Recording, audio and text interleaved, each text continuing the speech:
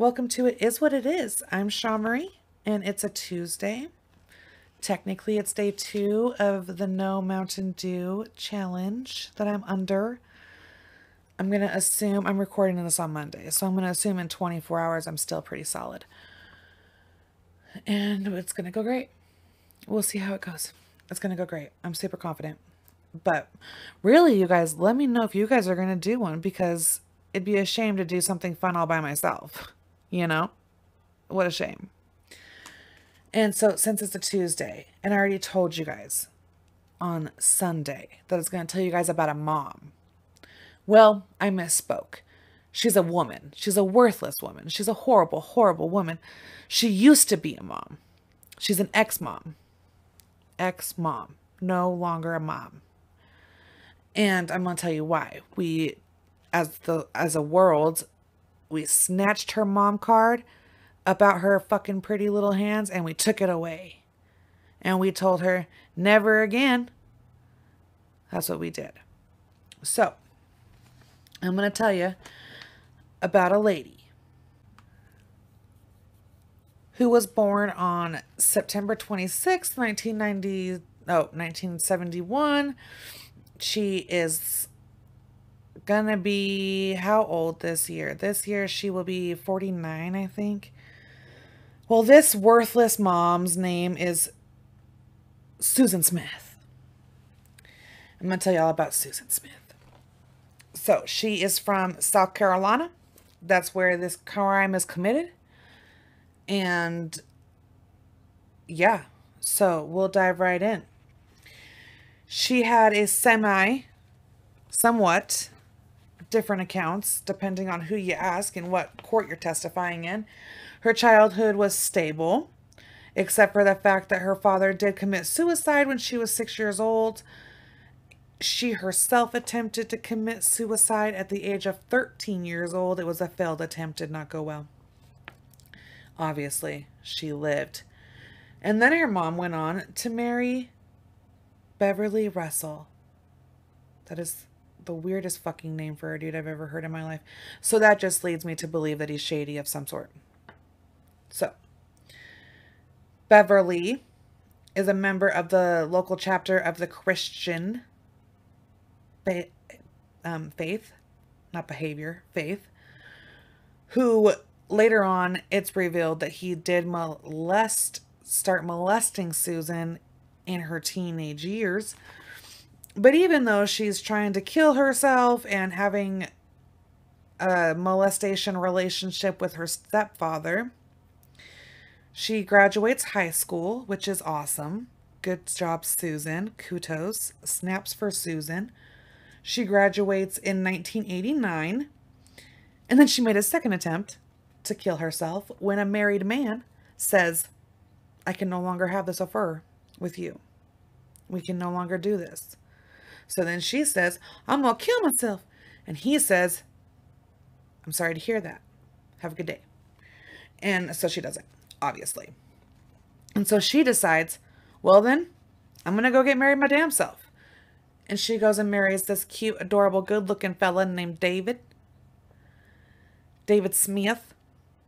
And then they have 2 sons together. But the relationship is rocky the whole time because Susan is cock hungry. She's fucking getting dick everywhere and anywhere. Dick slapping her in the face everywhere.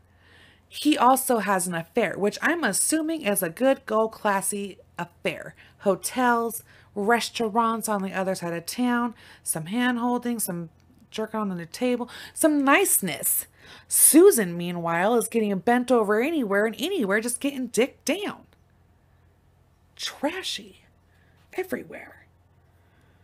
So, I'm going to tell you the lead up to where we as America take her fucking mom card from her and banish her from having children again. Well, she still probably could, but now she's in the upper ages, and I wouldn't recommend it. Anywho, so on October 25th, 1994, paint a picture. We are driving our car. We have our 2 precious babies in the back seat. We're driving. We come to a solid red light. When we come to this solid red light, the door flings open. And then there's a gun to our side, and there's a skinny black guy, and we're like, ah! And he's like, get the fuck out the car. And we're like, but my babies, they're in the back seat. Let me get them. And he's like, no, bitch, I'm in a hurry. Move. Don't worry about your babies, though. You'll get them back. And he takes the car. So then she runs, bam, bam, bam, to the neighbor's house. She knocks on the door, the neighbor calls 911. Even the 911 operators confused as shit.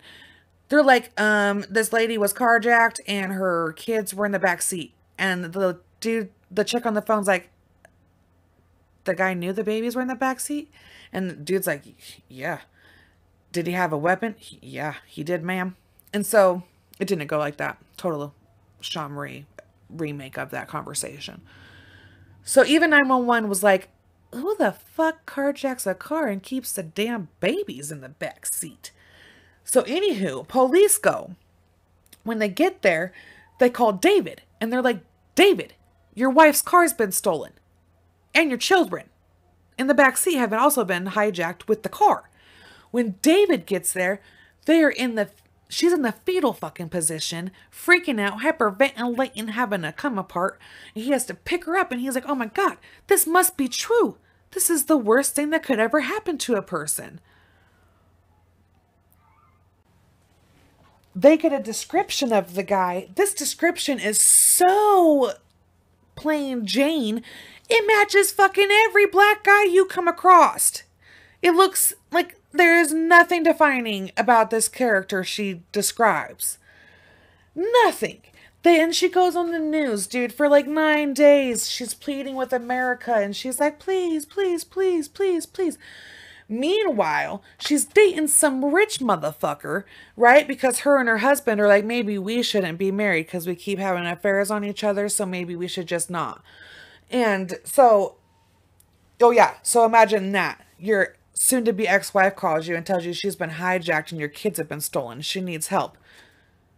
You know? Stressful enough. And so the dude she's dating tells her, he's like, hey, hey, boo. Girl, I don't want no babies. I don't want to be a dad. I don't want to be a stepdad. No babies. And so he tells her that as like his cop out, right? And not wanting to be like, girl, it's you. It's not me. It's you. You fucking crazy.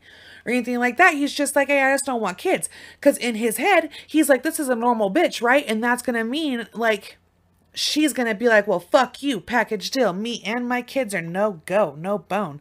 But this dude's not. He's like, nope, ain't doing the package deal. You got kids, you're out. And so he just goes about his business, right? He's like, I'm done. Well, that night on the 25th,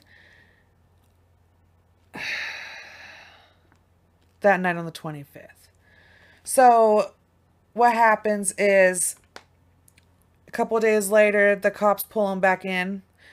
And they do a polygraph test. Both parents fail. He fails only because he's under distress.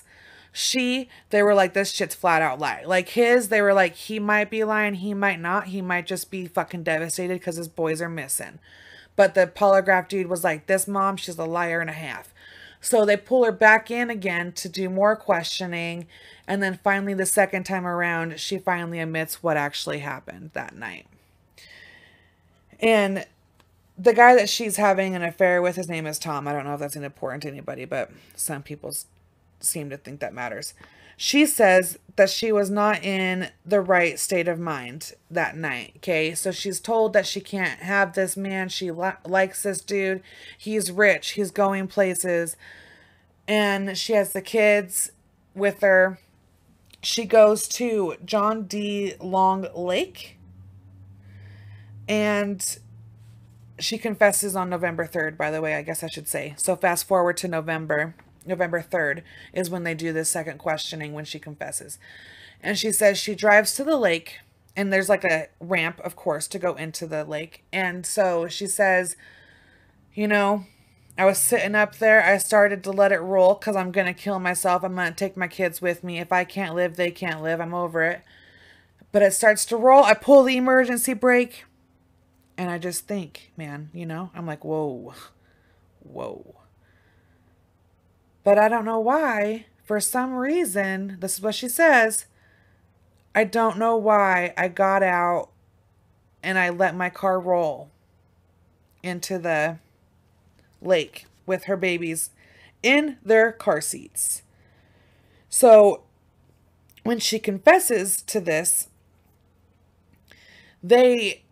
her husband, for one, believes her all the way up until this point, which is weird because you can watch news interviews and like they're holding hands during the interview, and the minute the person is like, okay, we're clear, they like split their hands, and he like instantly looks like this bitch knows more than what she's saying. This is weird. Because he's been asked in the interview, he's like, who hijacks a car and keeps the kids? And he's like, I honestly can't fucking tell you. I don't know, because that is just odd to me. And then, dude, meanwhile, literally, when she was getting all these questions thrown at her, Susan is fucking stone face. And she's like, will not bend on my story. Will not. Until, of course, they say they tricked her. They woozled her into confession. So she does confess, though. And so it takes them, when they pull up the car, do not Google this, you sick, twisted people. When they pull up the car, the boys are still in their seats. They're still buckled in their seats. And someone did a videotape of what it would be like inside the car and outside the car, so that the jury would know how long it took the car to sink, and like what did the boys see when the boys were in the car. Because mind you, these boys are babies. They are just itty bitty babies, like 3, and I think the other one was like 14 months, like barely over a year, It's just, oh my God, it's so horrible. So like I said, they watched the video, guys. They said you could have heard a pin drop in the courtroom. This was still during the OJ trial, which is weird because they didn't let any video cameras into her courtroom, really. And everybody was fucking gagged, ordered, and everything. They like shut that shit down. And so it took 6 minutes, I think, for the car to submerge. And she didn't even have the decency or the worthlessness to kill these boys before. She let them drown in that car. And in one news report, she's saying in the news report that what's haunting her so much is that when this guy stole her car, her babies were screaming. They were terrified. They are scared. And so it only makes you hope to God that this bitch, that part wasn't true. And like, let's hope that they were asleep, or the thought that someone could just watch their vehicle go down with their babies. And it was a good long 6 minutes, folks, that she literally could have swam to that car, changed her other mind, got both of them out, walked away from it, and was like, oh, I'm a shitty driver. I went into a lake. Oops. Insurance claim. It could have been as simple as that. It literally could have been. And she chose to like not. I don't know. It just pisses me off. Like, how worthless of a fucking person do you have to be? So she tries to pull the whole like, I'm crazy. And there was even one psychiatrist guy who was like, she can't testify because she wants to die. And so if we do let her, then she'll make this jury hate her. I know, right? You thought the same thing I did. But like, they're like, oh, we don't want the jury to hate her, so we won't let her testify, so that they just know that she had a mental breakdown. And their little game was that she just was in such a haze and a fucking daze or whatever that she forgot that her kids were even in the back seat, and that she was there to kill herself that night and drive herself in, so that when she pulled the emergency breakdown and she got scared, quote unquote, and she just like got out, then that was to be the end. And she was just like in a daze, you know, like not out of the like, oh my God, what did I just do yet? That's what she says. That's bullshit. I don't believe that. Not for a minute. And And I don't want anyone to tell me, don't talk about Susan like that. Susan's a horrible person. I don't like Susan. I'm going to tell you a little bit about Susan's career in jail. So, she gets the 2 life sentences, right? Which, this happened in 1994. Might have been sentenced in 95. She can go up for her first her first parole into 2024. So, we'll see. She does have an opportunity at release, but I don't see that happening. But anyway, so while in prison, why I said she was dick hungry and she had dicks flying at her everywhere. I'm doing a motion like they're flying at my face. You guys can't see it, but it was very good. Anywho, she dicked down 2 guards, yo. So the one guard, they be fucking, right, for a while, side piece in it or whatever, and she's getting special privileges. And then she got mad at him and turned him in. Meanwhile, then she starts sleeping with this other guard, and she's like, it's all right, we can dick down. And they were alone for an hour and a half, and they had sexual relations. Well, this guy had vacation time saved up, right? And so he was like, well, I'm going to go on vacation with my wife. Yeah, he's a fucking piece of poo. And while on his away, he was like, I'm no longer going to do that, right? That's bad. But Susan was like, you take vacation time when I barely get dick back? I think not, sir. Yep, I'm fucking him too. Both dudes get fired, lose their pensions. All sorts of shit crazy happens. But then one dude goes to like cooking school. He's alright. The other guy went on Dr. Oz. He does manual like construction or some shit. But anyway, in between the years of 03 and 09, this bitch had over 2,000 pen pals. If y'all want to know where to go to get an inmate pen pal because you're lonely and you need a friend, please go to www.writeaprisoner.com. I don't know if that's the real address. I'm assuming it is. But for real, if you want to, go to Google and just Google writeaprisoner.com. I'm sure that'll be fine. It'll get you somewhere. So within these 2,000 people, I'm not going to say dudes because there's some pussy lovers out there too that, you know, we don't blame, we don't shame. It's aight. But out of these people, male or female, 113 of them fucking gave her commissary.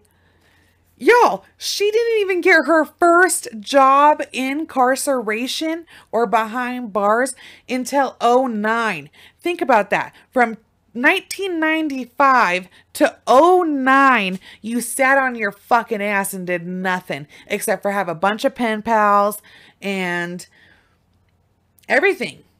Like that's all you did. That's all you did. And I guarantee you she was dirty as hell. I guarantee y'all there's some dirty ass messages out there from a Susan Smith. Guarantee it. Put money on it right now. Can guarantee it. But that job, like I said, it made $18 an hour. Then, if you guys, like I said, she's been in jail since 1995. If you count up all of her good behavior, it's fucking a year. It's a year. Out of all that time, you only got a good year under your belt of good time. Ugh. She has 23 write-ups because she self-harms. She does sexual things that aren't allowed.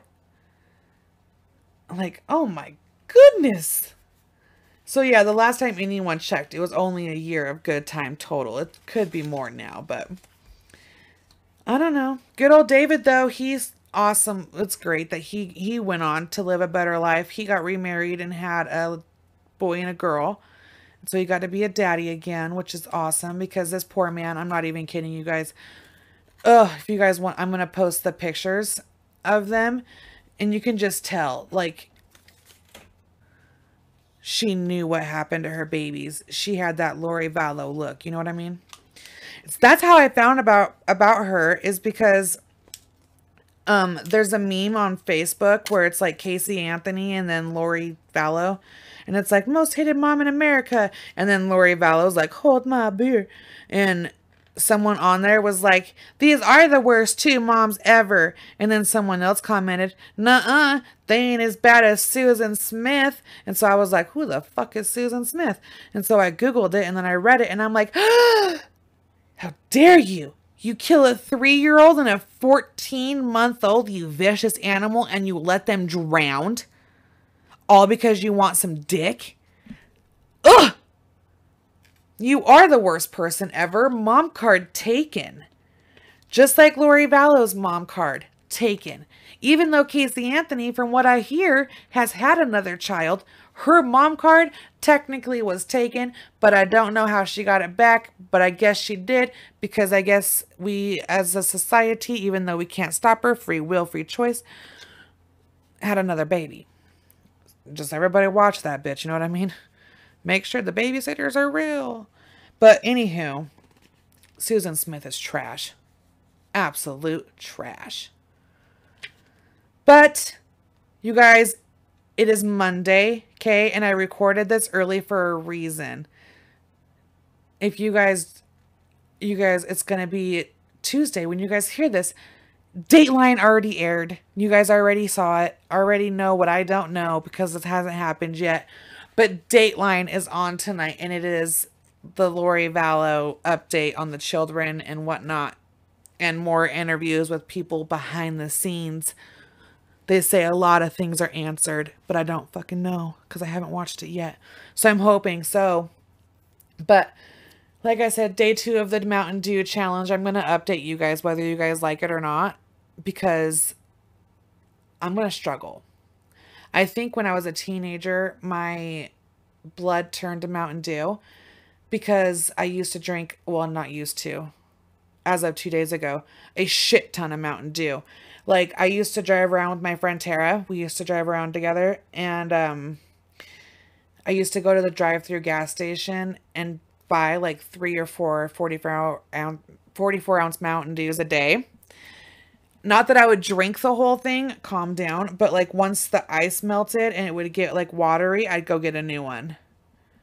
So, in Idaho Falls, there's really not much to do. So just, we drive around, smoke pot in the cemeteries, and get Mountain Dew. So don't judge me. That's the past. We both have matured. But, oh my God, speaking about smoking pot. So, in my younger days, I got a tattoo on my back, on my lower back, and it says stoner bitch, right? Because I was one of those people that I was like, ooh, I'm going to be so proud. And this will never take away pride, until my daughter comes up behind me yesterday and she goes, Mom, what does that say? I don't know what that says. So if anybody has ideas on how to cover up my back tattoo, I'm open. It's like huge. It's a tramp stamp. It's massive. It has pot leaves on the side. It has 420, a peace sign, says stoner bitch at the bottom. The people who did my epidural and stuff when I gave birth thought it was hilarious. The nurses, everybody thought it was so funny. Now I'm regretting it dreadfully. And that's like my favorite song too, by the Cottonmouth Kings and them, Stoner Bitch. Love it. Used to be my ringtone and shit when you'd have to like make everybody in the house be quiet so you can record it so it can be your ringtone when people called you. That was mine. But yeah, so that was Tuesday's episode. That's Susan. Hopefully everybody has a good week. And on Thursday, I'll either update you about the Dateline thing or something else. We'll see what happens. But keep it real. I love each and every one of you. Pray for me. Follow me on Instagram at itiswhatitis.pod19, altogether, no spaces. On Twitter at itiswhatitis208, because that's where I'm from. On Facebook at itiswhatitis, a true crime podcast. You can also follow me on YouTube as well at itiswhatitis, a true crime podcast. And I like every one of you. Well, I don't like you. I love you. But have a good week, and I will talk to all of you guys on Thursday. And hopefully between now and then, I've heard a lot of New Year's Doom Days resolutions. They're fun little challenges. So challenge yourself for 30 days. Have fun. Bye. When I was editing, I realized I didn't even tell you guys the big haha about her and Beverly. So according to one of the newspaper articles I read, these motherfuckers were still dicking down 6 months before she murdered her baby. So from a teenager to an adult, she was dicking down her stepdad. Oh my God. Just forgot. And I was doing the editing and I realized it wasn't in there. So had to put it in at the end. Bye, guys.